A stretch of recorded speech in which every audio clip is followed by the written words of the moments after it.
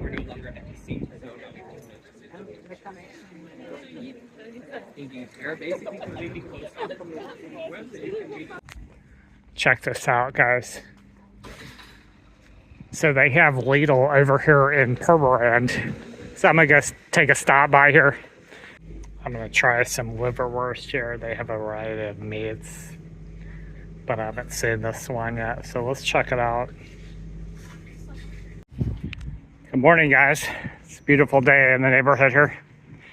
We're gonna go just up here in Permerand, Netherlands, and we're gonna catch the bus, regional bus, to the center of Amsterdam, right? So I'm gonna take a look around Amsterdam. Gonna do a tour for this afternoon, and my first time here, so it should be exciting. We'll go to the major sites here. I'm gonna spend a few hours, probably a day, maybe 10 hours touring the city.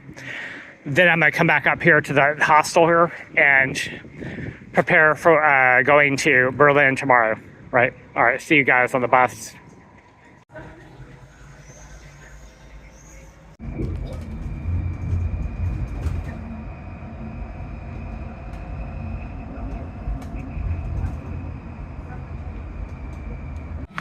Check out this madness, guys. Amsterdam. No idea where I'm at. I'm near the center. I'm actually near the tour site. So gonna go check out, I'm gonna check out a few other sites first, and then I'm gonna go meet the tour guide in about 2 hours here. So let's go check out this area here. Wow, this is very historical here. So let's go down this way.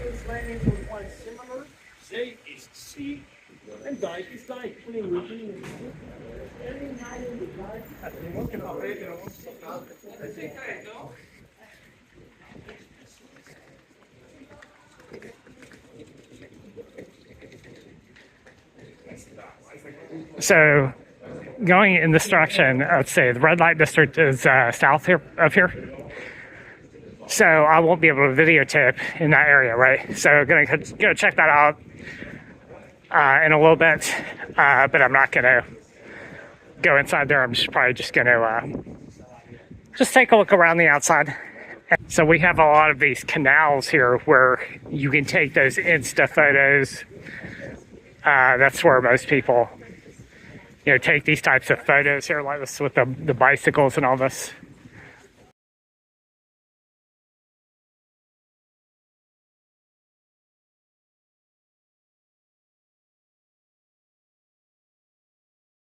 Here's the Bulldog. This is actually a famous bar here.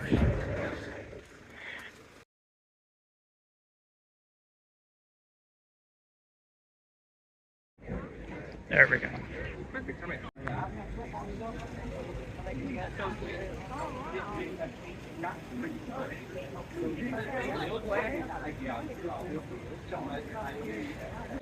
They have pretty big windows. All of this has a pretty good reason, but for that we first need to talk a bit about geography. Now, I said that I am an Amsterdammer and a Hollander and a Dutch person, but that you shouldn't use Holland and Dutch as the same thing. It's because of this. This is the map of the Netherlands. I think the easiest way to remember this shape is as the side profile of a skull. You have the chin over here, neck over here, forehead over here, and so no nose area, as you can see, because skulls don't have noses. So where the nose should be, you see these purple spots. They used to be saltwater lakes. So roughly 900 years ago, this whole area of the Netherlands was underwater. So we've actually been battling the water for almost 1,000 years already, and we've managed to drain quite a lot of water out and create a whole new landscape out of it. Where my finger is where Amsterdam is. And so you can see it's in the middle of that water, basically. So Amsterdam this year celebrates its 750th anniversary. This is why you will see a lot of very colorful flags, all because this year is a special year for us. Now, why you should call everyone Hollander has to do with all of these different faces that the Netherlands has. Because now we're no longer at the same zone. They're basically completely closed off. We can see like fish. And we get to decide how much water goes in. So it's really comparable to the 2 minutes. Because you have to think of that when you take a phone, you take water. Check this out, guys. I may take a photo back here once I get done with this tour here. Are built with the same architecture, that's why they look so similar. But I want you to imagine that it doesn't exist because this building is built in the 1800s as well as this building over there. Both of them didn't exist. We're still in the 1500s. We're right before the stock exchange, the creation of it. So what was here? This was the horizon of the sea.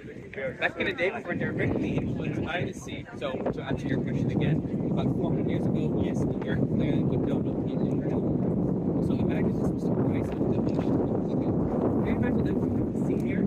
And so basically, things all over the world. And then up to the middle of the ocean. And then you finally set foot on land. It turns out you belong to that percentage that did not die, the 50%. And so you get paid a lot of money. There's probably a couple of things you want to do immediately when you set foot on land. What are these things? Probably you want to celebrate that you didn't die. So you probably want to have some alcohol. You want to get absolutely drunk. And then the second one would be you probably want to have sex. That's specifically this order as well. First get shit-faced, then get laid. That's literally what they would do. And that's because they were deprived of all these dirty fingers in front of it. Oh, so you're welcome. Thank you. Their last name is literally Orange. So that's our obsession with the commercial color. It's because it's a royal house.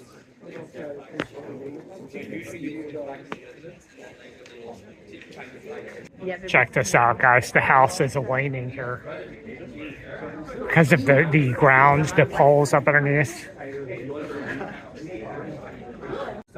Here's one of the last wooden houses. So there's lots of places where you can have avocado toast and quinoa salads nowadays.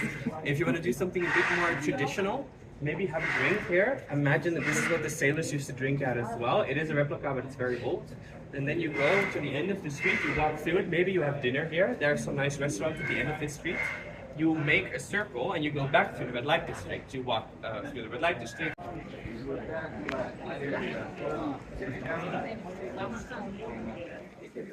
So we're just taking a walk through the part of town at the center that's meant for the sailors, right? With all of the bars and restaurants here. And I think I've already walked down the street once, right? So we're going second time. And then this is near the red light district, which is apparently very big in historical times for the sailors, right? And you can see over here we have the waiting houses because the land is not that stable there. So we're back at this church that I was at earlier here.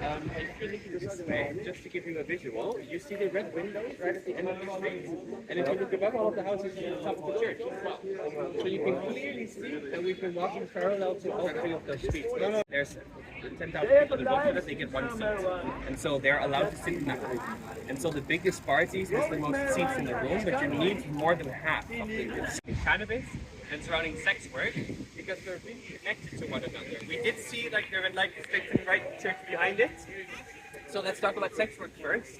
Basically, we legalized sex work around 25 years ago, exactly when we hit 2000. Why? Because it was tolerated before. What does it mean to be tolerated? It meant that the only thing we knew were women were having sex for money over there in that street, and the police collectively just didn't check on it. What happens when the police collectively don't go to a neighborhood? It becomes a bit of an open invitation for criminal activity, right? And so that meant that we did know women were having sex for money over there, but we didn't know where they were from, if it was their own choice, how old they were. And so these are some questions that you definitely need to have an answer to. And so we realized that 25 years ago, most of the women there were underage, or were victims of human trafficking, or were there against their will. And so we needed to legalize it. This doesn't have much to do with how tolerant or how open-minded we are. This has everything to do with the fact that people were going to do this anyway. Might as well make it profitable by making them pay tax. And then a nice bonus on that is that now it's a lot safer because you have to apply for a permit in order to get the permit. And so that's the rule right now. If you want to be a sex worker in the red light district, you have to have a European passport. You apply for a permit. I have a permit too, tour guide permit, but it means that you need to at least approve something. I need to prove that I have knowledge of history. They need to prove that it's something they want to do themselves. They have 3 separate interviews for this, with 3 separate interviewers at the municipality. They are registered as independent entrepreneurs, just like I am as well. They pay tax around 30%, so it's average amongst entrepreneurs. They also rent the window out per day, basically. They don't live behind or above the windows, they just rent them as their office space for the day, basically. Worked on nice acoustics, so maybe I'll try something else. Alright. Let's stop over here. So I believe it was you guys. You talked about old buildings, right? You wanted to. This is one of the oldest buildings in Amsterdam, actually, because this was the entrance back in the day, back in the city. So you came from the street over there. You would go underneath this arch. You would tax and weigh everything accordingly, and then they would bring it to Dam Square, where the market was. But the market was getting quite far away because in the 1700s we started to become the richest city in the world. What happens when you all collectively have a lot of money? 2 things. 1, people start spending money on things they don't need. 2, you start to expand. Once you start to expand, this is obviously no longer an entrance, right? And so every tower got dedicated to a different guild. That tower. So this is the Jewish district up here we're going to.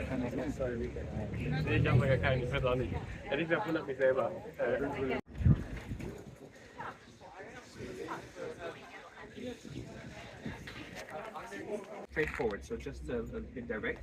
Here lived Levi Groenteman, born 1881. Oh, this is a different word. Interneerd. So, give me 1 second, because normally it says here that they were born in this year. Oh, it's born in 1886. I don't know what that is in English. Geïnterneerd? Internated? Is that a word in English? No. I'm gonna assume based on context. Incarcerated? It was, yeah, maybe that's the word indeed. Incarcerated. In 1942, deported from Westerbork and murdered on the 18th September in 1942 in Auschwitz. Yeah. Then basically, have we heard of the term blitzkrieg? It means lightning war, right? So we were invaded quite quickly, quite abruptly as well. We didn't really know how to fight, how to hold them off. We were neutral in the First World War and we made a sickening profit because we sold guns to both countries that were at war. In the Second World War we wanted to do the same thing, and so we weren't prepared for any other outcome, which is very, very stupid of us, because we had a whole population index that literally said exactly where all the Jewish people lived. And so we had access to all of this information. There was not a lot of privacy for what kind of religion you had. And then we were invaded. We fought them off for 5 days. They sent a letter, if you're not going to surrender right now, we're going to bomb Rotterdam. If we surrendered, we were still bombed. And so Rotterdam is like the most important city we have.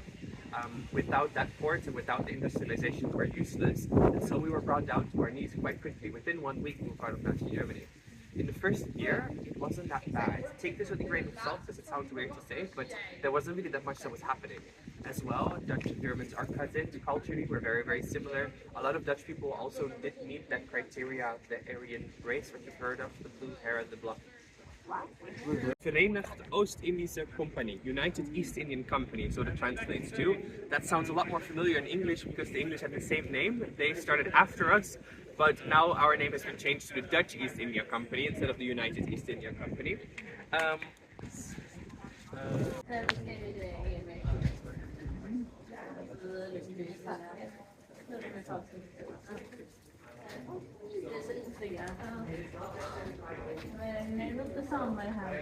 Would you say it's more like a town hall?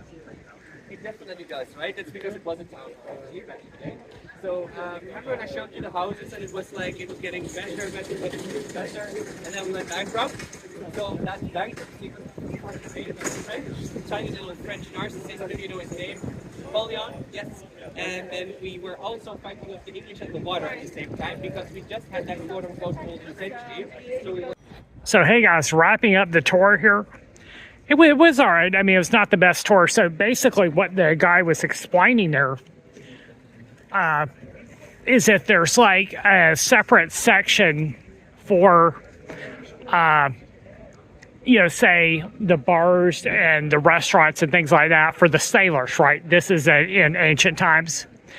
And then they have another section for the girls, right? And then you have another place where they have this church for the confessionals, right? And so the sailors would come to town right after they got done importing their products here from wherever they were going, and it was like 9 months journey or something like this. So they would come here to spend all this money, right? And they had taxes as well for the goods and all of this. So money is just flowing in here, and that's kind of where this city got its money from. You know, a lot of commerce going on here, trading, international trading, stuff like that.